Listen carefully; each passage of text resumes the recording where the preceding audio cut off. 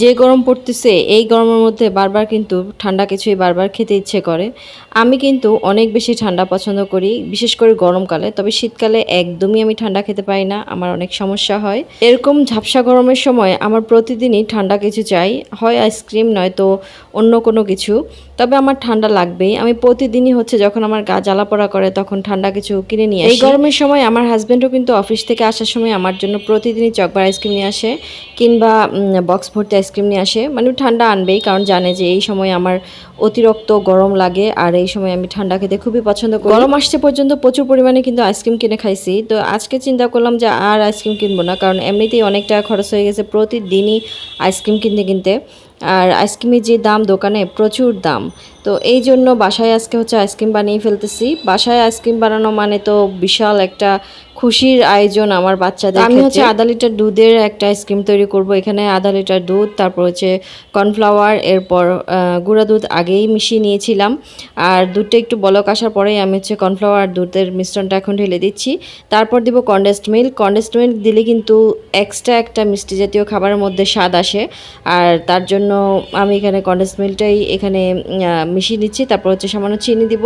চিনির পরিমাণ কিন্তু কনডেন্সড মিল্ক যদি বেশি দেওয়া হয় তাহলে চিনি আর দিতে হয় না। তো আমি একটু কমই দিয়েছিলাম কনডেন্সড মিল্ক, কারণ আমার কাছে বেশি ছিল না, যার কারণে আমাকে চিনি মেশাতে হয়েছে। চাইলে কিন্তু চিনি ছাড়াও বানানো যায়, মানে কনডেন্সড মিল্ক দিয়ে।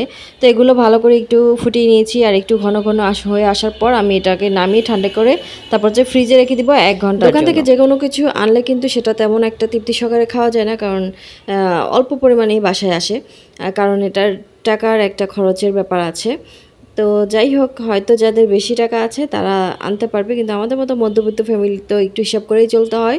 তো বাসায় বানালে যে কোনো খাবার কিন্তু একদম তৃপ্তি সহকারে খাওয়া যায়। আমি হচ্ছে বেশিরভাগ চেষ্টা করি বাসায় বানানোর জন্য, একদম দোকানের মতো করেই। যদি বাসায় বানানো যায় তাহলে আর দোকান থেকে কেনার দরকার কি, তাই না? একটু কষ্ট করে বাসায় বানালেই ভালো। আমার বাচ্চারা তো, আমি বাসায় যে কোনো জিনিস বানানো ওরা প্রচুর পরিমাণে খুশি হয়। বিশেষ করে আমার বড় ছেলেটা, ও কিন্তু এখন সব কিছুই বুঝে। ও বুঝে যে ওর মা যেটা রান্না করবে বা যেটা স্পেশালভাবে তৈরি করবে সেটা কিন্তু ভালোই হবে। তো এর জন্য ও হচ্ছে প্রচুর পরিমাণে খুশি হয়, আর বারবার আমাকে ফোর্স করতে থাকে যেন আমি বাসায় সব কিছু তৈরি করি। আজকের আইসক্রিমটাও কিন্তু ওরই ফোর্স করা ছিল, যে ওই আমাকে বারবার বলতেছিল যে আম্মু বাসায় আইসক্রিম তৈরি করো। এবং আমার হাজব্যান্ডও বলতেছে বাসায় তৈরি করো, অনেক তো কিনে খাইলা, এখন বাসায় তৈরি করো। তো এই জন্যই হচ্ছে আজকে আইসক্রিমটা তৈরি করা। তো এই তো আমি আমার এটা হচ্ছে বিট করে নিয়েছি আমি 1 ঘন্টা পর ফ্রিজ থেকে বের করে, আর একটু ঘন ঘন হয়ে এসেছে, তখনই হচ্ছে আমি এইরকম আইসক্রিমের যে মোল্ড পাওয়া যায় এগুলোর মধ্যেই আমি এখন সেট করে দিই। আলহামদুলিল্লাহ, আমার কিন্তু আইসক্রিমটা আজকে পারফেক্ট হয়েছে এবং খেতেও প্রচুর পরিমাণে মজা হয়েছে, খুবই ভালো লেগেছে। আমরা সবাই তৃপ্তি সহকারে খেয়েছি।